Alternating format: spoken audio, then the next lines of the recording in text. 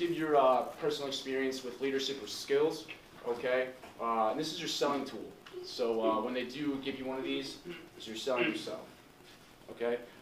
Like Erica was saying, the approach, okay? Make sure you have a firm handshake, okay? Don't be just dabbing someone up, like even if you know the person, if it's a family member, firm handshake, be professional, okay? Always smile, make eye contact, and yeah, for the perfect posture, okay? When you're waiting in the lobby or if you're in the interview, always have your back straight up, okay? Speak up, do not mumble, and never chew gum while you're talking in an interview. Next is resumes, okay? You should always bring a hard copy of a resume to the interview, okay? Some people might ask to send an electronic copy through the email. All right, know exactly what's on your resume. Don't say you know a program that you do not know, because they might test you on the spot. Let's just say like Adobe or something, or Excel, and if you say you know it and they test you on it and you don't know it, that just makes you look bad. All right, there's going to be questions asked during the interview, okay? What is your strengths and weaknesses? All right, always give your weaknesses. It's not bad to give your weaknesses, all right, and follow up with your strengths, okay? And like they're gonna say, why did you choose this company? Okay, and just answer it professionally. It's always good to ask questions to the interviewer, all right? So, for an example, like what challenges does the company have that they face that they are working on? So just make sure you always give questions to ask, because it shows interest in the company. Okay, next is they're going to be asking about yourself. This is kind of like a trick question they ask. Just do not tell a life story, okay? Just do a brief statement of your professional status. Okay, like I said, just do your skills and strengths and also weaknesses. Next is going to be the follow-up email. Okay, this usually happens 24 to 48 hours after the interview has taken place. Okay, reference something that was in the interview that you will state within the email. Okay. Again, this you can also send a mail card, which I think now people do not do that because technology has changed. References is next. Okay. References. All right. Most interviewers will check and see if you were worth the job, so they will call references. All right. So please choose wisely for your references. Do not try to use your family. All right. Try to use your prior employers. Next, we got background checks. Okay, they check your credit and your criminal background. I was just in interview process with Amazon, and honestly, they had a credit application while doing the interview, and also they had a drug test. So, yeah. So I'm just gonna wrap it up. Just be yourself in the interview. Okay. Like I said, ask questions, and just have good posture. And again, do not chew gum, and also have a good handshake. Other than that, I'm going to pass it along to Matthew. Thanks, Justin. Alright guys, I'm going to go right into it because I need time to announce what I do. My name is Matthew. I'm here studying human resource management, so I'm in the right place. Part of HR is obviously recruiting, interviewing, and selection, and I'm going to cover the selection, which follows directly after recruiting and interviewing, but also requires proper recruiting and interviewing. It also takes the initial steps into introducing someone to a company's workflow. Okay, so selection often isn't left up for one selector. It's usually a selection team. This is so you can get different people from the company involved, different areas of expertise, can have a listen to what this applicant has to offer. This is good because it presents multiple perspectives. It offers the opportunity to compare and contrast notes, and the opportunity for a single employer to get these multiple perspectives of a single candidate during a single interview. The next thing I'm going to talk about is the basic set of principles laid out by the AICPA that is basically a guidelines, but it's not always used by the, AICPA is not the only way to use it. It's kind of whatever you deem just. But like I said, most businesses follow this order of doing things.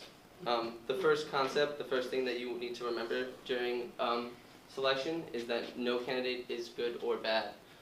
They're rather qualified or unqualified. That is because a candidate could be, it would seem to be like your best friend, and then could result in having poor work habits. So you got to remember that you're looking for a person that's going to thrive in a specific area, not just be a happy-go-lucky employee. Concept 2 asks for precise interviewing questions. A sound selection a sound interview completely correlates to a proper selection.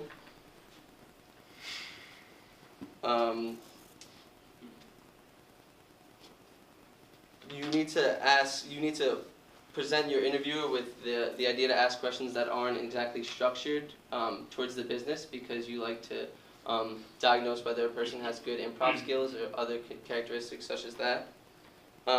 The best, concept 3 is that the best indicator of future behavior is past behavior. We adopt these tendencies when we're young, and they often don't change into our old age. And you can see those clearly during an interview, and it's important to be wary of these type of tendencies. I said that that better is not always the best choice. You want to pick a person that, like I said, is going to thrive. So although you may have candidates and a couple of them see appropriate, they may not be the best one, and you don't want to waste anything. You don't want to hire someone just to fire them a couple weeks later. So make sure you have the best fit, not just the better fit. The final concept states that if you follow these and other core practices, you'll have a sound selection. You'll be able to accurately indicate whether a person is going to succeed or not succeed in their field. So the next thing I'm going to talk about is the evaluation sheet, and I'm just going to introduce it. Jordan's going to go in and give you more conclusive info later, but I'm just going to introduce what goes on in the evaluation sheet, which was also given to us by Mr. Casper, AICPA regulations. Like I said, they're not good or bad. They're qualified or disqualified, and you'll have a chance to write that on your evaluation sheet and exactly why you find them qualified or disqualified. And you can summarize, but this gives you the chance to write out why you think or not. And then, of course, on the bottom of this evaluation sheet, you are asked whether you think a person is either qualified and can do the job or can't. Oftentimes, a person is qualified, but for various reasons, the position is not open anymore. So a person is then, basically their application is filed and is in holding, and then in case of emergency or in opening, a selection team can go into their already selected members and pick one from there, if they haven't already gotten a job. So I wanted to promote the fact that if you look at these applicants very precisely and diligently, it'll ensure efficiency because you want someone that's going to adjust to the workflow quickly. Expense is a big factor. It costs a lot to run a business, and to have somebody not doing their normal job and taking the time to be an interviewer, that means you're paying someone to not get the work done, and that sets back time. So you want to do the interview and everything properly and quickly, because like all sectors of business, selection is a matter of time as money. You don't want to waste any time. The next thing I'm going to talk about is job-specific criteria, which is very important going into an interview, giving an interview. Myself, I'm a social media marketer for my father's company, and my job is basically following internet trends and hashtags and such forth. And I would describe myself as a marketer, but there's also people that do cold calling, and they require skills like patience and proper verbiage. We're both marketers, completely different criteria for our jobs. The last thing is that you're going to be held accountable for what you say about a candidate and what you put on your evaluation sheet. So if a candidate is doing really well in their first couple weeks, the employer may look to you and say, "Nice job, you were right about this guy." Invariably, if they're doing poorly, they might look to you and ask why you're doing so poorly. I'm behind, so Jordan. So I'm going to be talking about the interviewer's evaluation. More intensely, the evaluation sheet categorizes data obtained from the interview. So here we have job knowledge. It's asking how knowledgeable the candidate is of the basic requirements of the job. There's 4 boxes you could choose from. It's important that there's comments. There's a comment thing underneath it, because if you say someone's very knowledgeable, it helps to give insight to where you think the knowledge is coming from.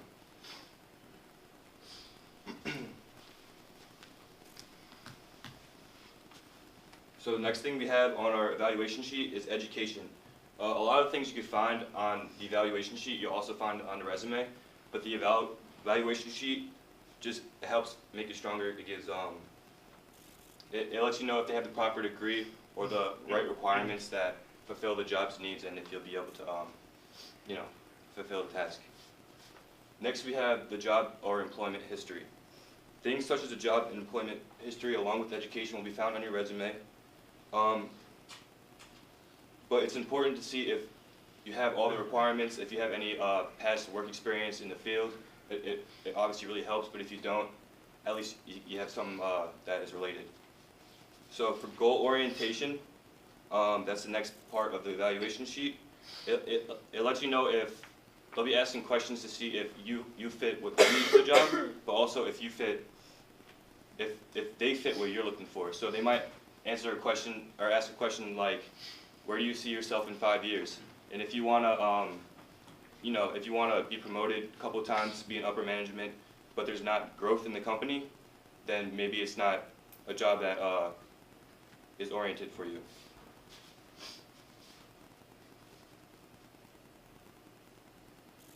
So for our extent of qualification, it's asking, the selection team is asking if you're qualified to do the basic required tasks for the job. So it's looking at the bare minimum qualifications, as all these sections are. Are you extremely, moderately, minimally, or not at all qualified? Next is recommendation. For this, there's 3 things you could choose. It's hire, reject, or hold. Again, there's a comment section, because if you put reject, it helps a lot if you could just explain a little bit why you chose to reject that person, other than simply just checking it off and having it be from there. So the final thing of an evaluation sheet is there's a quick attribute list, which lists different attributes of the candidate, and each one you're going to give a ranking from 1 to 5, 1 being the lowest, 5 being the highest, and then you're going to add that number up to a total of 35. And they'll compare that to other candidates to see how you kind of fit in. So the first attribute is for professionalism. Professionalism includes the candidate's attire, so how they show up for the interview. It also includes things such as their posture, attitude, among other things. So when you come to interview, do you have a good attitude? Are you enthusiastic, and so forth? Next is communication skills. Communication skills determine grammar, eye contact, the ability to give their opinions and back them up with statistics. So if they ask a question such as, I don't know, we'll move on from there. All right, for decision-making abilities, the candidates, here they're looking at the candidate's judgment-making skills. For a personal experience, I had an interview in a retail location, and they asked the first thing I would do if I witnessed another employee like stealing from the store. So they wanted to see like what your judgment call is going to be and how you're going to deal with that.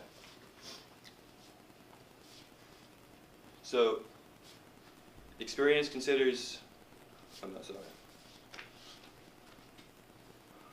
Initiative and enthusiasm. They're looking to see how enthusiastic you are towards a job. If you know like what you're talking about, you did your research before coming in. And then interpersonal skills are the candidate's experience with both working alone and with other people. So if you did some voluntary work with another group of people, it shows that you work well with others and that you're willing to help out. Finally, we have technical knowledge. This is the final attribute we have. It's honestly the bare minimum for the required task. So for example, if you're working at a retail store, you might only need to know the basic functions of a computer, and you'll pass that requirement. I know